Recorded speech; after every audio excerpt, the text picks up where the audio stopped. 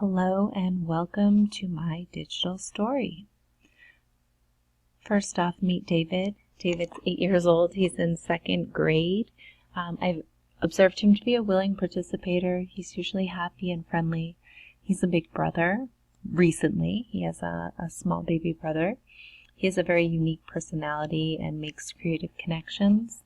Unfortunately, he also has an inconsistent display of knowledge and skills. Right now, he is considered at risk. He's currently a year below grade level, and he's receiving Tier 2 services, which are small group interventions. He recently passed the first grade PALS test at the beginning of second grade. Unfortunately, Mom is not on board with any testing, labels, or an IEP. David attends Clayton Partnership School in Thornton, Colorado. They are a Title I school, and their population is 60% Latino. They're on the Skyview campus with a lot of other schools. The themes of their school are perseverance, integrity, compassion, and responsibility. And this is over their doorway when you enter. And essentially, student engagement is their #1 priority. Every teacher, every student, every minute, every day is their motto. I learned a lot through my interview with David, not only about what his interests are, his favorite movies, sports, but he told me a few really cute stories, and it sounds like he's really a social creature. He teaches his dogs how to play soccer. He seems to love animals.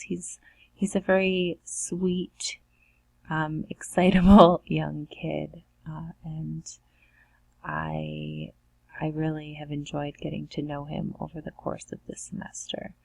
He also kind of has trouble answering questions sometimes. There's just delays. He needs time to think, and he'll ask for clarification of things he doesn't really understand. Like when I asked him what he was best at, he needed me to clarify. So sometimes he needs a little extra effort in order to have things explained to him. I also interviewed Mrs. T, who is David's second grade teacher. She really had a lot of positive things to say about him. He's very joyful. Sometimes he blurts out kind of random things. He isn't really focused on the task at hand 100% of the time. But he is really great working with his friends and very creative. He enjoys drawing. And he also has made tremendous growth between back in September when she first tested him and this past month of November. He actually grew 4 reading levels.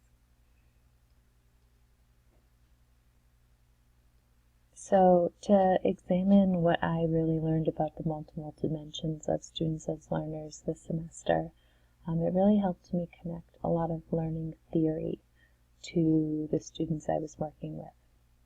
And the conclusions I've come to are students are unique and complex in their passion, abilities, and in the way they best learn. Equality is not equity. Equality is everyone getting the same thing. Equity is everyone getting what they need. And because of this, I really have come to believe that the principles of UDL are really necessary in allowing all students to have that equitable learning through individual consideration. I also learned that it's really beneficial to everyone if the teacher utilizes and follows the interests of their students through the content and instruction. I really believe that all students inherently want to learn. It's important to treat students as human beings first and foremost. Relationships with students are the foundation for optimal learning, as we'll see on the next slide. Exceptionality isn't all students. It's simply a matter of finding it. And finally, social learning is just as important as learning academic content.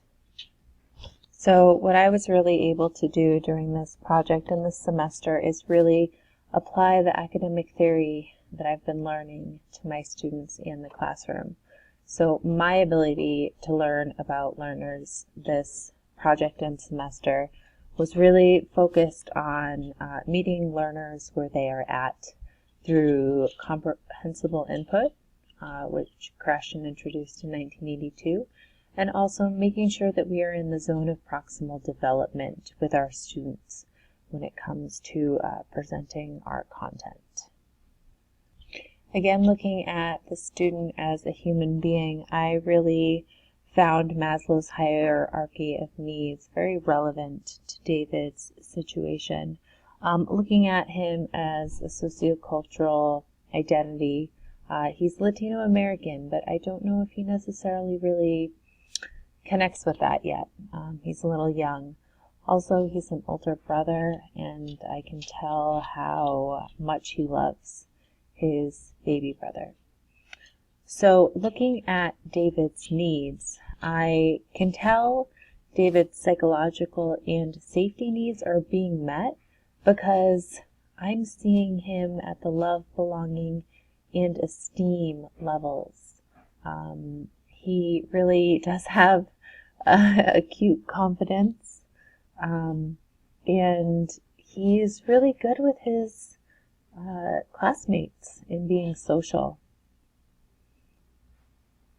So because of everything I've kind of described, I really consider David to most likely be twice exceptional. His strengths are he's very highly creative, he's curious, he questions, he has consuming interests, he's empathetic. Unfortunately, he also deals with some challenges, including he gets distracted, he has difficulty focusing, he can be sensitive, and he has inconsistent academic performance. So really, this again goes back to, I believe, the teacher's responsibility to make the content and instruction accessible and engaging. And it's really, it's all about connection. That's the bottom line. So finally, through my learnings about David as a student and his preferences and what he was interested in, I was able to design some learning opportunities for him. So I found out about halfway through this semester that he really enjoys the Elephant and Piggy books. And so I got extra copies of some of those books at the library. And because he was enjoying reading about the books, he also got to the point where he enjoyed writing about the books. And this was the actual prompt he was supposed to complete, and he kind of took some creative liberties, which I was okay with it. And finally, he was responsive, as I was, and I changed my evaluation of him. I looked at this with an asset-based mind. So, in conclusion, David is a unique, wonderful child who has some difficulty staying focused and recalling information. However, he's really made a lot of progress and has shown a lot of engagement and creativity. I'm really curious to know how his academics go in the future, if he continues to grow, and also if his mom ever gets more responsive in terms of having him tested and getting him some extra services to really help benefit his academic situation. I feel that a lot more could be done by my teacher. At the same time, David's one student in the classroom of 25. And again, going back to his mom, it's just a little tough to know how this is going to pan out. So I've really enjoyed this project over the course of the semester. Thank you so much for watching.